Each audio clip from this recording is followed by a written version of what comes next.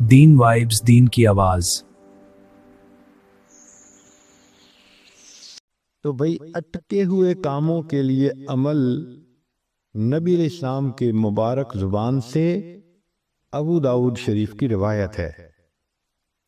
نبی علیہ السلام نے فرمایا، جو مومن صبح شام 7 مرتبہ اس دعا کو پڑھے گا، اللہ تعالیٰ اس کے ہر ادھورے کام کو پورا فرما دے گا۔ تو دوست احباب شکوے کرتے ہیں جی ہمارے کام پورے نہیں ہوتے، اٹک جاتے ہیں،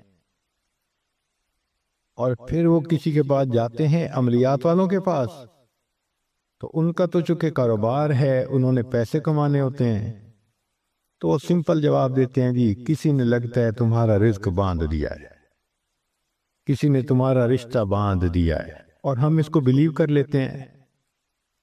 بھئی اللہ کسی کو دینا چاہے تو کون اس کو باندھ سکتا ہے؟ کیوں کسی کو چھوٹا خدا بناتے ہو؟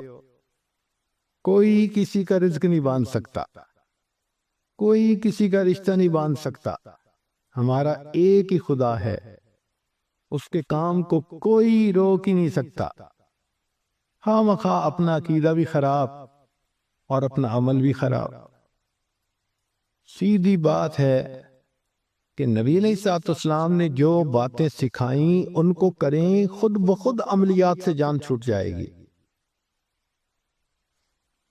چنانچہ عورتیں اکثر پوچھتی ہیں جی کہ میرا رشتہ اچھا ہو جائے، بیٹے کو جاب مل جائے، بہو کا ویزا رکا ہوا ہے، فلاں کام اٹکا ہوا ہے۔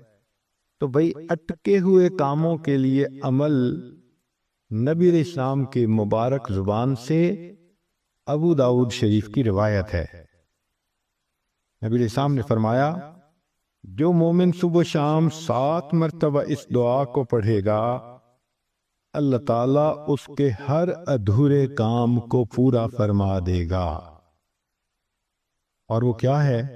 حسبی اللہ لا الہ الا ہو علیہ توکلت وہو رب العرش العظیم۔ اب تھوڑی بات اور بھی سن لیجئے کہ کچھ اسباب ہوتے ہیں تنگ دستی کے، عموماً ہمارے اندر وہ عادتیں ہوتی ہیں، اور ہم کہتے ہیں جی کہ تنگ دستی بہت ہے۔ ہمیں چاہیے کہ جن چیزوں سے تنگ دستی ہوتی ہے ان اعمال کو چھوڑ دے۔ پہلا عمل، کھڑے ہو کر جوتے پہن کر ننگے سر کھانا کھانا۔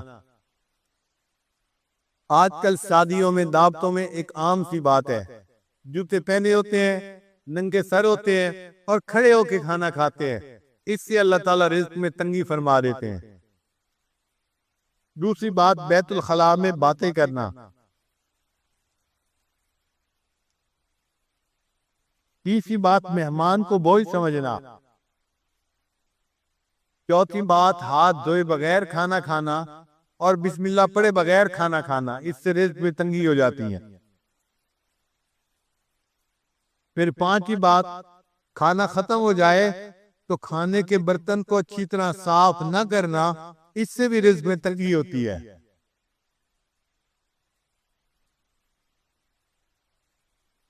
پھر چھٹی بات، مسجد میں دنیا کی باتیں کرنا۔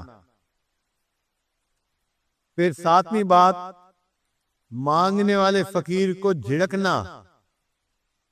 بھئی آپ کے پاس کچھ نہیں ہے دینے کے لیے تو محبت سے اس کو کہہ دے کہ بھائی آگے چلے جاؤ، جھڑکی نہ دیں۔ کئی لوگ اس فقیر غریب سمجھتے ہوئے اس کو جھڑکنا شروع کر دیتے ہیں، تجھے کہا نہیں، کوئی سنا نہیں، جاتا کیوں نہیں؟ تو فقیر کو جھڑکنے سے خود بندہ رزق کی تنگی میں مبتلا ہو جاتا ہے۔ پھر ساتواں عمل، مغرب کے بعد بلا عذر کے سو جانا۔ عشاء کے بعد سونا چاہیے، مغرب کے بعد اگر بیماری ہے یا عذر ہے تو اور بات ہے، پھر اجازت ہے۔ اگر عذر نہیں تو مغرب کے بعد سونے کی عادت نہیں بنانی چاہیے۔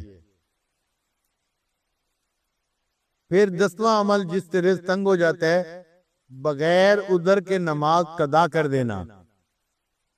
فجر نہیں پڑھتے، ظہر نہیں پڑھتے، عصر نہیں پڑھتے، مغرب نہیں پڑھتے، باتوں میں لگے رہے، نماز قضا ہو گئی۔ پھر 11واں عمل جس سے رزق میں تنگی آتی ہے، جھوٹ بولنا۔ اور آج کل تو جھوٹ بولنے کی ابتدا ماں باپ بچے سے ہی کر دیتے ہیں۔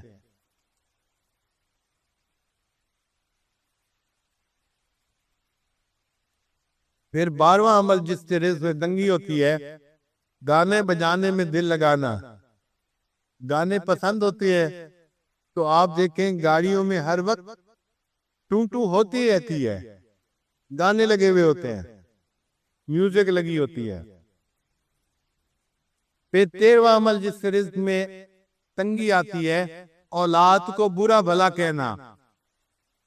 کچھ جاہل ماں باپ کو اولاد کو گالیاں دینے میں مزہ آتا ہے۔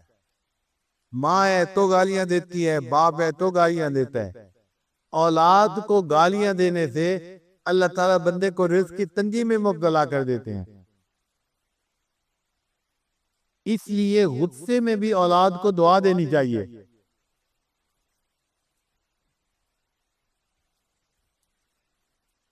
چنانچہ ایک صاحب اپنا واقعہ سنانے لگے کہ میں بہت شرارتی تھا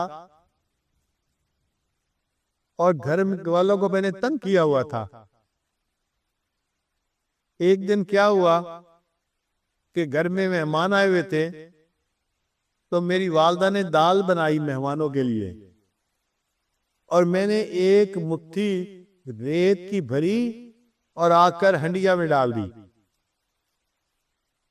اب جب مہمان کھانا کھانے لگے تو دال کے اندر ریت تھی، تو کھانا تو نہیں کھایا جاتا نا، تو مہمانوں کو بھی پریشانی ہوئی اور گھر والوں کو بھی پریشانی ہوئی۔ اب جب گھر والوں کو پریشانی ہوئی تو میرے والد تو غصے میں کہ جس نے یہ کیا ہے میں اس کی پٹائی کرتا ہوں۔ کہنے لگے کہ میری والدہ کو پتہ چلا تو میری والدہ نے پتہ کیا کہ یہ کام کیا کس نے ہے، تو ماں کو بچوں کا پتہ ہوتا ہے، اس نے کہا کہ فلاں نے کیا ہوگا۔ مجھے پکڑ کے لایا گیا اور مجھے پوچھا گیا کہ کیا تم نے یہ حرکت کی، سالن کے اندر تم نے ریت ڈالی؟ تو امی کے سامنے میں نے اقرار کر لیا، ہاں امی یہ شرارت میں نے کی تھی۔ کہنے لگے کہ یہ شرارت کا جب میں نے اقرار کیا تو غصے میں میری ماں نے مجھے کہا، اچھا تو نے مہمانوں کو تکلیف پہنچائی اور سالن کے اندر تو نے ریت ڈالی، اللہ تعالیٰ تجھے حرم کا امام بنا دے۔ تو وہ کہتے ہیں کہ اللہ نے میری ماں کی دعا کو قبول کر لیا اور آج اللہ نے مجھے حرم کا امام بنا دیا۔ یہ واقعہ کس کا تھا؟ قاری سدیس کا تھا جو حرم کے امام ہیں۔ انہوں نے اپنی زندگی کا واقعہ سنایا کہ میں نے یہ حرکت کی تھی، میری والدہ نے مجھے بد دعا دینے کی بجائے دعا دی تھی، بیٹا اللہ تجھے حرم کا امام بنا دے، اور آج میری ماں کی دعا قبول ہوئی اور اللہ نے مجھے حرم کا امام بنا دیا۔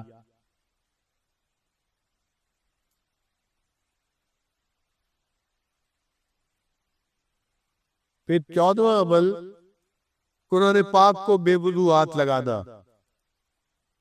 بعض لوگ قرآن مجید کی بے حرمتی کرتے ہیں، وضو کے ساتھ ہاتھ لگانا چاہیے، وہ بے وضو بھی ہاتھ لگا لیتے ہیں۔ تو بے وضو ہاتھ لگانے سے اللہ تعالیٰ رزق میں تنگی پیدا فرما دیتے۔ 15واں عمل غیر محرم کو بے دھڑک دیکھنا۔